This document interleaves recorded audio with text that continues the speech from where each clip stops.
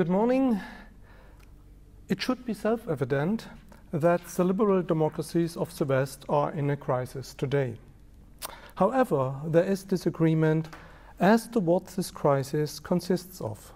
For some, it lies in the triumph of populism. For others, it lies in the illiberalism of cancel culture. And the BRICS states certainly pose a new threat.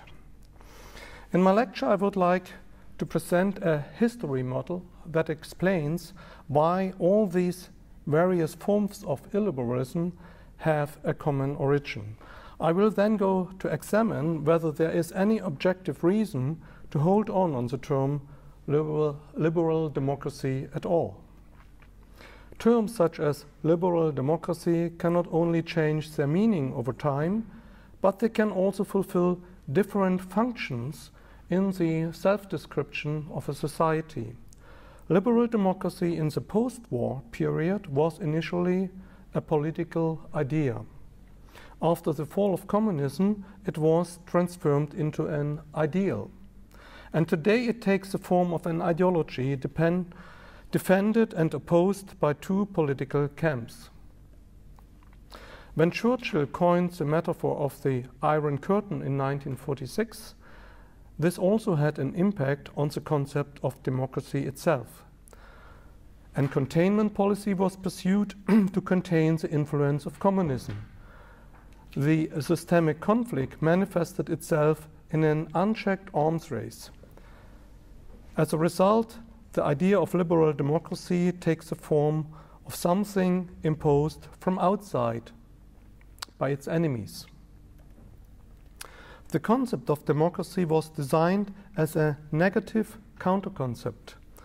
The geographical border between the East and the West was solidified into the guiding difference between the free and the unfree world.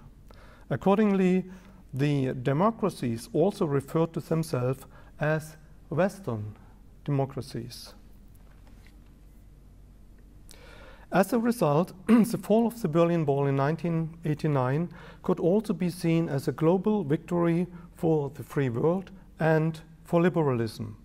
This was reflected in the fact that the term liberal democracy was now used more frequently than the term Western democracy. Fukuyama interpreted this end of communism as the end of history, insofar as a model of liberal democracies without a genuine opponent could now spread worldwide. For the geopolitical strategists in the USA, this was a clear signal to support the spirit of world history in its eternal endeavor. It was now possible to pursue a policy of regime change more actively and overthrow unpopular dictators. The collapse of the Soviet Union was used to expand NATO and the European Union. The principle of change through trade was applied, and a policy of open borders for goods, services, people, and capital was pursued. The liberal democracies also relied more on soft power by trying to spread their values through non-governmental organizations and development aid. And finally, liberal values were increasingly enforced by legal means, as Philip Marno explains in his excellent book, Under the Violence, the Definition of Liberal Democracy and Its Friends. Marno even speaks of the birth of liberal democracy in the 1990s because the understanding of what a liberal democracy actually is now changing fundamentally.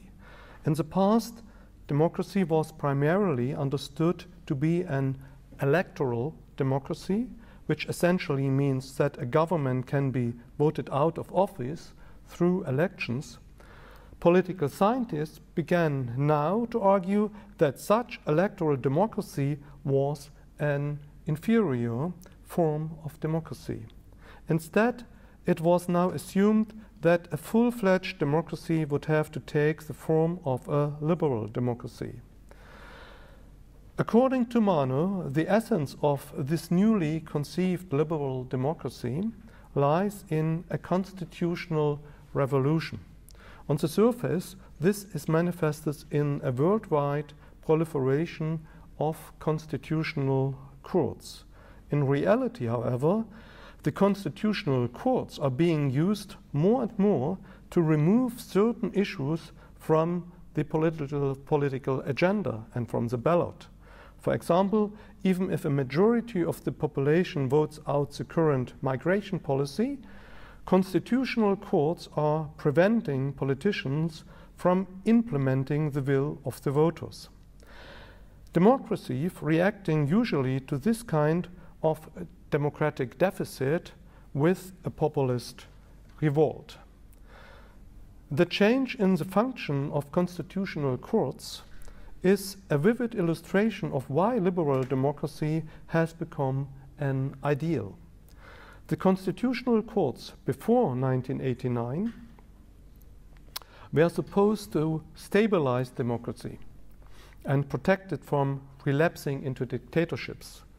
In contrast to this, the constitutional courts after 1989 are increasingly being used as a political instrument to transform society into a better place. During the Cold War, the constitutional courts provided a political frame. After the fall of communism, they increasingly served the purpose of political framing. However, the constitutional revolution described by Philip Mano was only one factor among many that transformed the idea of liberal democracy into a positively formulated political project. The constitutional revolution was not the reason, but at most the keystone for this new understanding of democracy. The decisive factor was that the concept of democracy had lost its external reference point after the end of the Cold War.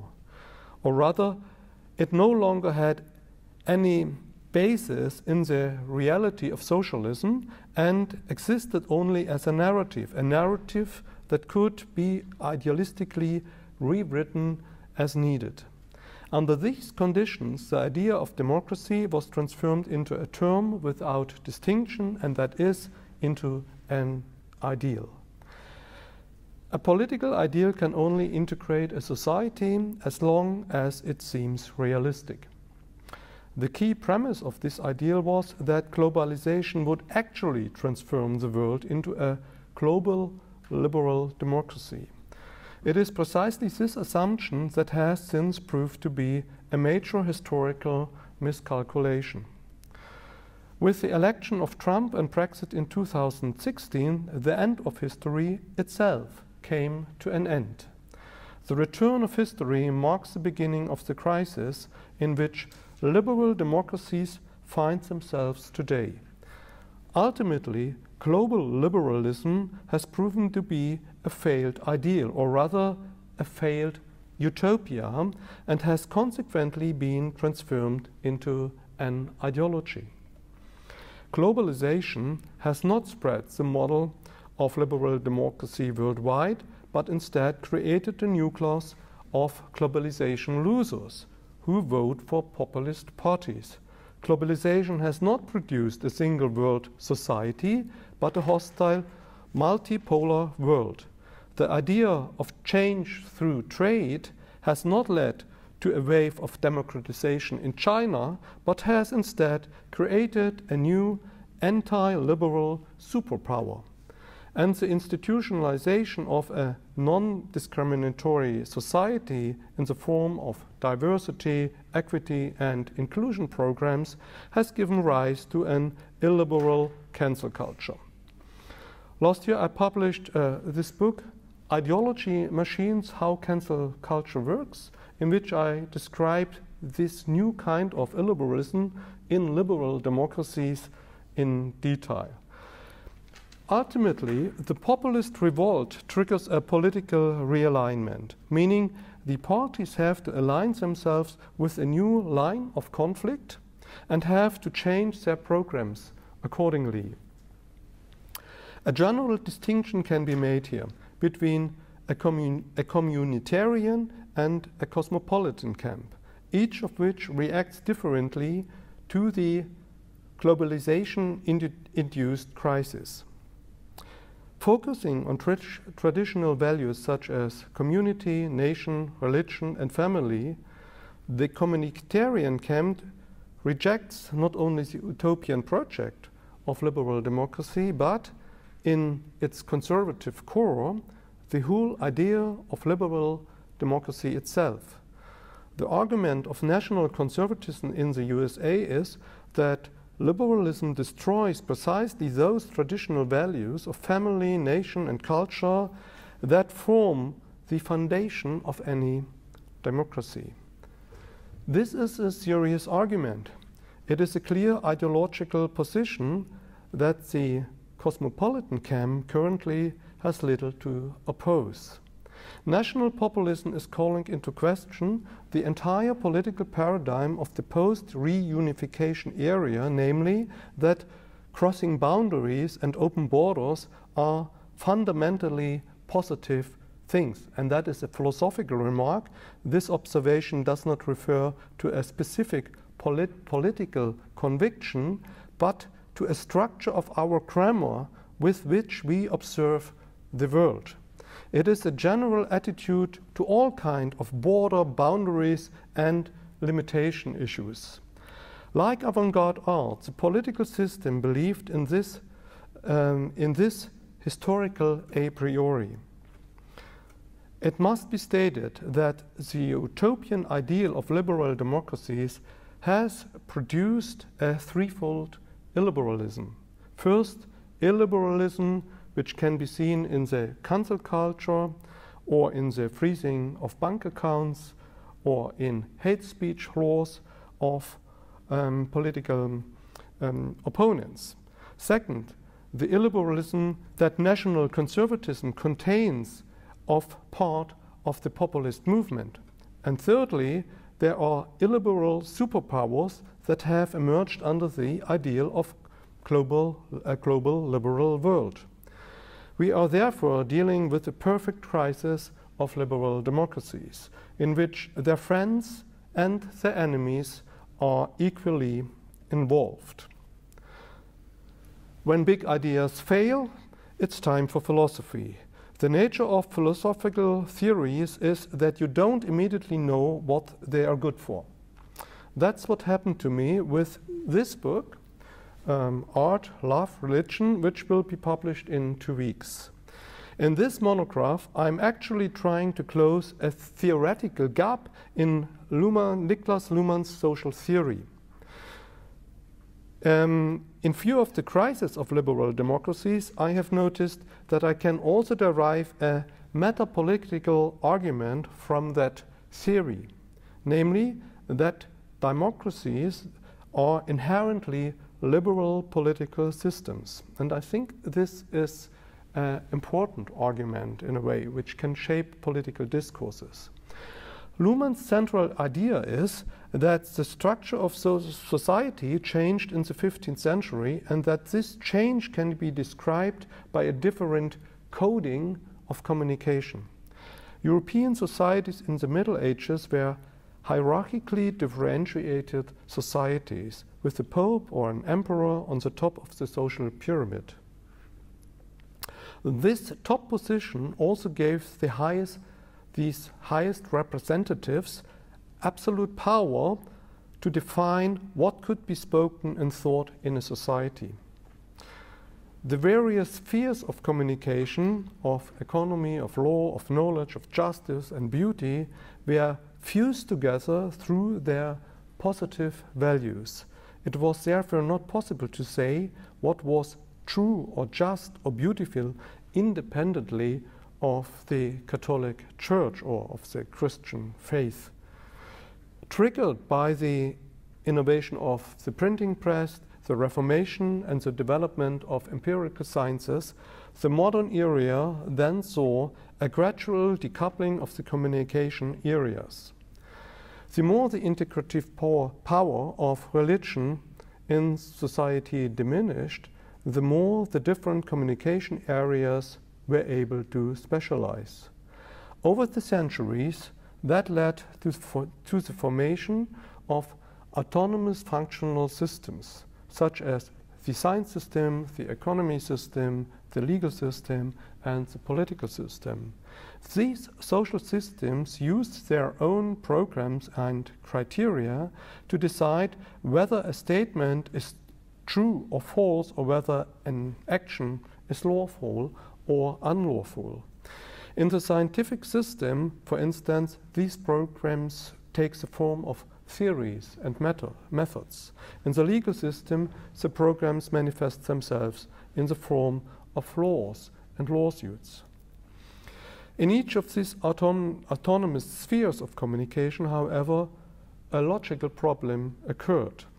In the legal system, the question arose as to whether it is just or unjust to distinguish between justice and injustice.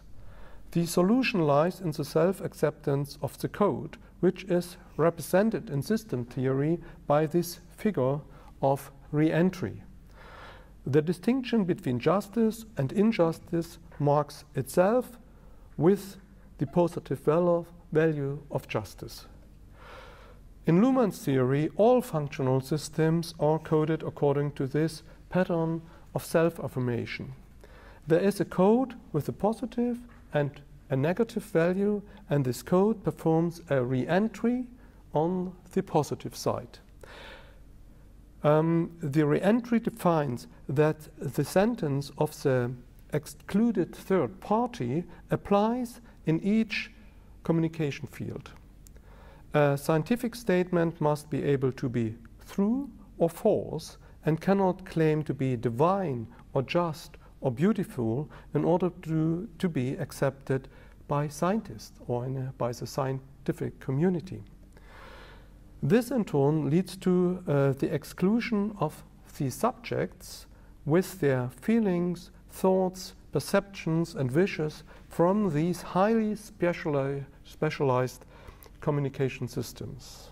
The functional systems force these subjects to disregard themselves, which causes the typical modern experience of alienation. So much for Luhmann's system theory, which convincingly describes the functional differentiation of society up to the 19th century. At the beginning of the 20th century, however, a development began that can no longer be adequately depicted using orthodox system theory.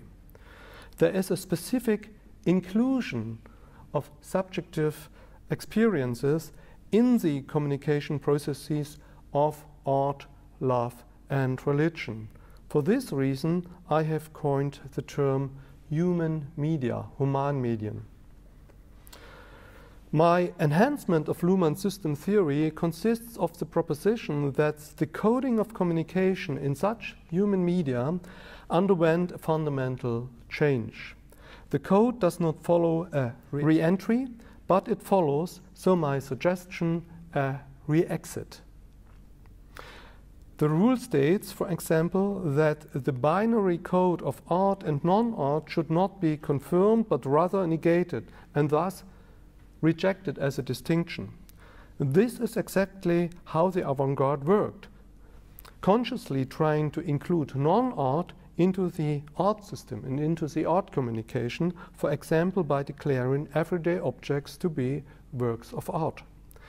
If the art system follows this logic, which only accepts art that is incomparable with all established art styles, genres, isms, and concepts, then truly new art only manifests itself in singular artworks. All other human media also work according to this logic. Modern society not only sets free the potential for singular art communication, but also produces singular love relationships and singular relationships with God. Precisely because the human media makes the perception, the perceptions, the feelings and thoughts of humans observable to others, they also function as media of extreme subjectivation. I illustrated this rather abstract chain of thought with 4 European art house movies. In Ruben Östlund's film Force Majeure, for example, a married couple can only save their relationship by undertaking such a re-exit in their love communication. The movies also show that liberal democracies have learned to observe these sophisticated communication strategies. Such archetypes of singular subjectivity are then taken up by popular culture and can spread throughout society. You can see at a glance that the German Basic Law essentially codifies the functional differentiation of modern society. This relates to the principle of the separation of powers, that is, the autonomy of the legal system and the autonomy of the political system. However, functional differentiation also explains why modern societies adopt democracy as a form of government. The switch to a binary code of government and opposition, between which one can freely choose how power is distributed in society, already constitutes the political system of a democracy. In addition, the autonomy of the religious system is enshrined in the principle of religious freedom as formulated in Article 4. And the autonomy of the science system and the art system is reflected in the principle of freedom of science and in the principle of freedom of art in Article 5. Article 2 of the Constitution is not merely a political or a religious statement. The free development of personality is a right that ratifies the development towards singular subjectivity, which the human media enable in the mode of the re-exit. The binary coding of politics through a re-entry and the binary coding of human media through a re-exit are based on the same principle of functional differentiation. However, since the differentiation of society produces both an autonomous political system and leads to a singular subjectivation in human media, there is indeed an intrinsic connection between democracy and liberalism. Based on this metapolitical analysis, we can begin to explain why the project of exporting democracy was doomed to failure. You can replace a dictatorship with a democracy in the short term, but if there is no liberal democracy in the country, such an imposed democracy will collapse again. A critical mass of people is needed who have a genuine self-interest in their own self-development, and accordingly also regard the autonomy of art, religion, and love as a positive value. Otherwise, there is no reason among the population why society should not be collectivistically integrated via religion or via ideology. Without a minimum level of liberal culture, democracies revert to autocracies and dictatorships. The Weimar Republic failed not least because liberalism was not strong enough in the population. And Russia's eternal relapse into dictatorships is a consequence of the fact that the liberal bourgeoisie has been imprisoned, murdered, and driven out of the country time and time again. In all these cases, pre-modern communication relationships are re-established, in which the different communication spheres of society are merged by their positive values. This study of liberal democracy does not want to cite with the friends of liberal democracy, whom Mano speaks of, nor does it want to side with the enemies who gave rise to populism. From our perspective, both political positions are right and wrong at the same time. A dysfunctional term of liberal democracy is defended by the cosmopolitan camp and fought against by the communitarian camp. That's why the political discourse is an absolute mess today. The bottom line of my analysis is that liberal democracies are suffering from the consequences of their own hubris. After the victory of the Cold War, there was indeed a belief that the highly sophisticated construct of liberal democracy had no limits. However, almost all disputes in today's political struggles concern precisely such limits. The communitarian camp can fall back on tradition or on natural limitations of nation states, of sexes, or of cultures. The cosmopolitan camp, which is much more interested in self-realization, subjectivation, and singularization, has to construct these limitations itself. In a word, this camp needs a term of democracy that focuses on auto-limitation. That would be my suggestion. Thank you very much for your attention.